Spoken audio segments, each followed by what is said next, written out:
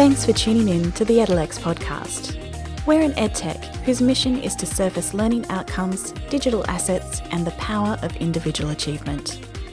Each episode features thought-provoking conversations with global technology leaders and educators, where we discuss how we can deliver better outcomes for 21st century learners. In this episode, we're featuring a discussion that was first published about a year ago as a way of looking back at how far we've come in this fast-moving sector. Hi, I'm Margo from Utilise. Thanks for joining. And I have today our guest, Professor Beverley Oliver. Beverley is the Principal Consultant at Edge of Reef. She's an Emeritus Professor at Deakin University, where she was the former Deputy Vice-Chancellor for Education and an Alfred Deakin Professor, which is the university's highest honour. Thanks for joining us and making time to chat today, Beverley. It's a pleasure, Margo. Lovely. Oh, good. So I think let's dive right in. This week you published a white paper around rethinking employability beyond 2020, and you mentioned 10 recommendations for universities in that paper. Now, before we get to those recommendations, which is the good stuff, I'm really interested in your thoughts around employability. It's a term that gets thrown around a lot these days, but what does it actually mean? Well, that is the burning question, Margo. And I think, lots of us have been talking about employability, and it's poorly defined, shall I say, or defined in many different ways. I also think, certainly in the circles I've been researching and publishing in, I do note that employability is usually applied to undergraduate school leavers finishing their first degree. And this is one of the things that has to change. So employability across the lifespan, and particularly I think it boils down to what are the factors that help us find or create meaningful paid work and keep meaningful paid work. And I think post-COVID, this is something that is a burning question across all economies, all countries, all walks of life, all industries. So I think it is the question of our time as to what kind of credential would help me find, create, or retain meaningful paid work. So I think that's what it is. I think we need to collectively, as educators, rethink what we really mean by employability. So in the paper, which we're going to talk about in a minute, I talk about the difference between employment and employability. And really, employability is the part that a provider can have most influence on. So, Beverley, one of the areas you mentioned in the paper is something you called an untested factor. So making reference to, the factors that can be influenced. One of these you mentioned as being an untested factor, which is signalling employability outcomes to potential learners. Would you mind just expanding on that for a little bit? Yes, I'm very happy to do that. Now, in my research, looking at websites for basically advertising courses to students on university websites in Australia, but in other countries as well, is that you rarely read, when you are reading the main ideas of the degree, why should I do this? What does it cost me? What are the fees? And, what are the likely career outcomes? There's often very little hard evidence there around, well, this is actually the percentage of our graduates who found or created meaningful paid work, and this is how long it took them to do it.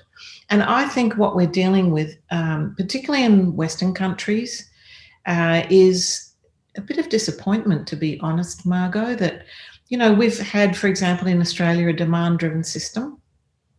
We've encouraged and incentivised younger people, particularly, to go to university, get a degree. I had a really compelling life experience about 3 years ago now that really stopped me and made me think. And that was on one Friday evening in Melbourne, where I am. I was invited to an event with 100 young people who were all graduates, mostly from Victorian universities, but also some from TAFE, but the vast majority from universities, including the one that I worked at the time. And these 100 young people were spending their weekend preparing a report for government to say, listen up, this is not great. In essence, the message was, I was a barista. I took on the idea of getting a degree because it was going to be great. And I finished the degree, and guess what? I now have a degree and a debt, and I'm a barista. So I thought, what have we been doing? I absolutely believe in widening participation. I absolutely believe everyone has a right to a good education. But these days, particularly, somewhere in the mind of the consumer, the person being educated, I believe most people, most of the time, are looking for some kind of career advantage from a credential. And I think we as educators have to be much more explicit about how realistic that is, whether there are jobs in the first place, because after widening participation in the UK particularly and in Australia, we have a lot more graduates competing for jobs at the very time when some graduate jobs are disappearing. So you have like an intersecting problem. So look, that's a very long answer to the question, but that's a really important part. And mainly, I don't want people to undertake an education, be really disappointed, and then stop being educated. I want people to keep being educated. So for me, it's very much part of the moral value proposition of what we're doing as educators to deliver the benefits that we promise explicitly or implicitly. So if we drill down into those employability signals, what do you think they are? Well, at the moment in national data indicators, they're pretty broad. But you can see in the website, there is a website called Compare Ed. It's actually created by the Australian government. It's pretty good. So it will show you, if you're thinking of doing postgraduate pharmacy at University X, based on this much data and these many responses, this is the number of or percentage of graduates who got full-time work after a certain period. So at least as a consumer and someone who's about to make a big investment of my time and my money, I have a reasonably good chance of understanding what the likelihood of success is. And I think that's only fair, quite frankly. Do you think universities could be doing more? And I guess this probably ties down into the recommendations that we'll get to, but do you think universities can be doing more overtly for students considering them as an option to make it transparent around their employability outcomes? I think it's crucial. So I think it's very important that labour market analysis, I think it's a new core literacy, quite frankly, because particularly now that work has changed dramatically in 2020 and where it takes place has changed dramatically. I now work in my home all the time, and so do many others. I work digitally all the time, and so do many others. So work has changed fundamentally. So I think universities and other providers need to think very hard about what the conditions and likelihood of success are if you are going to find meaningful paid work. And it's all very well to say, well, it's on the Compare Ed website, they can go there. Well, you know what? They're not necessarily, because people are coming to your website to look at this degree. We should give them full disclosure about all the information at our fingertips. I mean, I think a really enterprising university or an astute university, I say university, but I mean provider in general, could actually use that point of sale, I'll use that term, to educate the consumer about the labour market. There's really excellent information available, for example, in Australia at the Labour Market Information Portal, another Australian government website. I think it's fascinating. But if I were looking to do a degree, I would need to know where that stuff was, number one, and I would need to have the time to go and do all that research myself. I think it's pretty basic marketing intelligence that good providers should make known to their learners. What about the outcomes? And I'm focusing mainly on skills. So that language that you were talking about, the labour market language and perhaps I'm not fully informed, but I would think learners coming and graduating from our universities at the moment possibly don't have that language for the labour market. Do you think that there's room to look at the way that universities inform the students around their skills, not necessarily the qualification that they end up with? Yes, and I think it's also about educating learners about the various pathways from wherever they are at the time to wherever they want to get to. So I think it's two things, skills and pathways. You know, if I were starting out again in higher education as a lecturer, and if I were asked to teach a core literacy called Labour Market 101, you know, I would be drawing on things like, for example, the census data, where we can see where, and I'm talking about the Australian census data now, where we can see, for example, that someone with a Bachelor of Management actually can be employed most commonly across 19 industries in Australia. So I would imagine that a lot of students studying business think, oh, well, I'm going to work for a business. But, you know, health is a business, education is a business, construction is a business. So I think we need to educate learners today to think broadly around what are the skills that I've got? How can I make them explicit to people? Because I'm going to keep adding to them, I hope.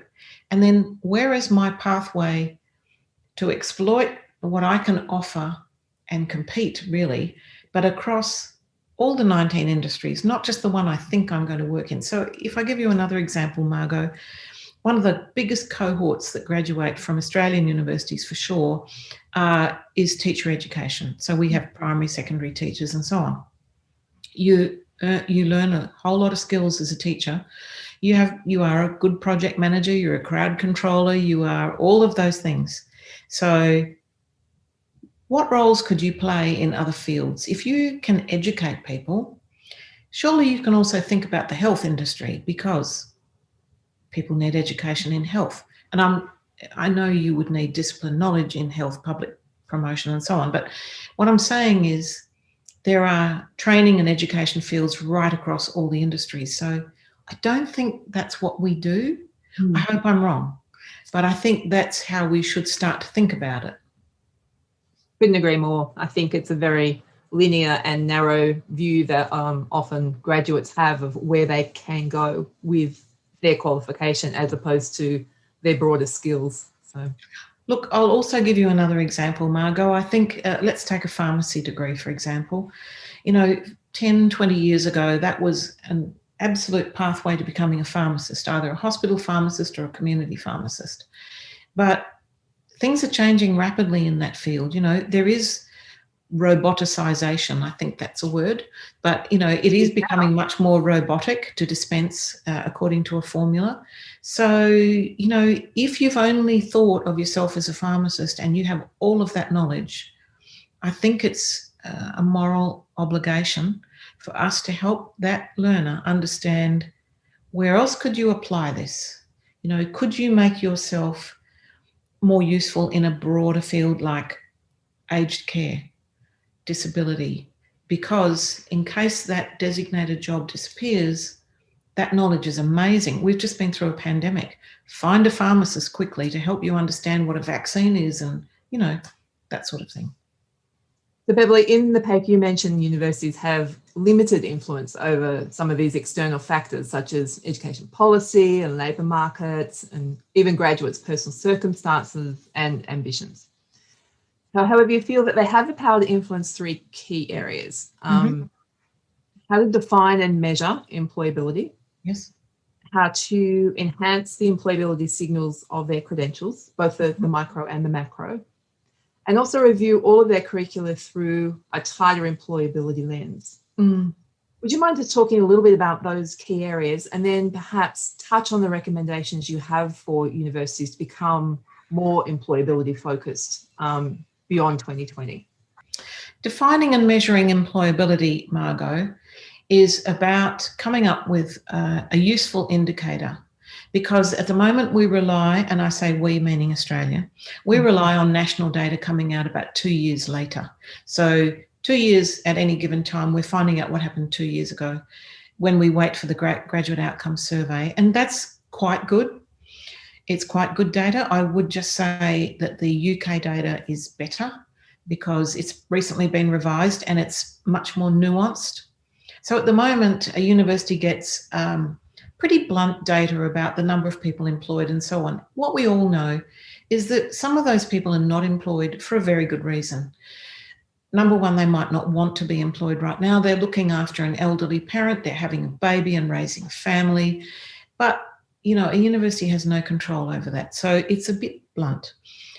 Even so, it's not bad. However, every university has access to a very big alumni database now. So, you know, you're talking 200,000 people who've been through your university in the last 40, 60, whatever years. That is a very big population to regularly ask, what is helping you to find, create, and retain paid employment across the lifespan? So tell us how long it is since you did your last credential, what are you doing now, what helped, what didn't, including your most recent graduates. You could also find more information about your cohorts. So while you've got students with you, you could ask them what their intentions are and why, to better understand who it is that we're dealing with. They're not all school leavers, or what do they plan to do next? Because what we will find, and much has been written about this by Andrew Norton and others, and he's absolutely right, some universities have very high graduate outcomes survey data, like they do really well. But what we do know is that in some of those universities, these are because they've got a lot of mature students who are already employed, stayed employed, and now they're still employed. So in that sense, they really can't claim credit in a way. So we need much better data. And I think if we put our minds to it, we could have internal information or a small group of universities to get much better information, getting more nuanced information about what graduates really are doing and what they want to do, and whether, I guess the key question is, did they derive the benefits they were seeking from that investment? And, you know, there are several benefits. A very large one, I think, for most will be career advantage, but there are others as well.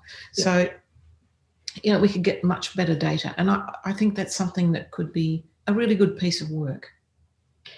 So, secondly, the second recommendation was to enhance the employability signals. And this really goes back to what you and I were discussing a minute ago. Use that data to actually inform based on what your own graduates say and did, but also where the labour market is moving. I read a terrific document last year called Australian Jobs 2020. It's an Australian government publication. It educated me about, it's very short PDF, it's very well done. And it took me through the 19 industries, and it showed me at a glance what kind of jobs are growing, which ones aren't in each field. And if I were looking for a new direction now, that's a place I would go. So I'm thinking to myself, why isn't every learner in Australia reading this document? I mean, it's there, it's very good. I don't know that it's actually put in front of learners. So I think there are some tools at our fingertips. Well, the third recommendation is to review all the curricula through a tighter employability lens. And look, we've been doing this for years. I've worked with colleagues on graduate attributes employability. It's 20 years of work, and I think Australian universities have done great work in this area. However, work has changed now. The conditions of work have changed, so therefore the curriculum must change as well. But I think now what we really do need to look at is drawing on that labour market analysis that we are now teaching our students. If we can see that jobs are going to not grow in a particular area, then I think we have a moral obligation not to stop offering the degree, because we still want people to be educated. Good for them. If they want to learn forensic science, great.